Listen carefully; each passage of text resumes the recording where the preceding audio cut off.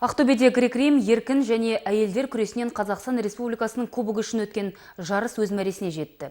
Ол атаңызға айналған қазақ палуаны, әлем және олимпиада чемпионы Жақсылық Үшкемпіровтың құрметіне арналды.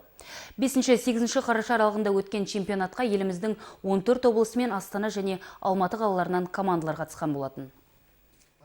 Жарыс қорытындысына сай грек-рим күресінен Ақтөбе облысы екінші орынды иеленсе, еркін күрестен алдыңғы төрттікке енді. Ал әйелдер күресінен облыс көрсеткіші 6-шы орынға орнықты.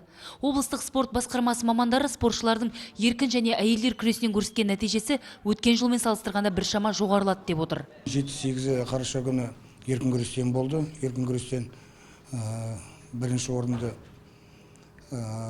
Алматы облысы алды, екінші орынды Алматы қаласы, үшінші орынды Тараз қаласы алды. Бұл еркін күресте біздің Ақтөбе облысы жақсы нәтиже көрсетті.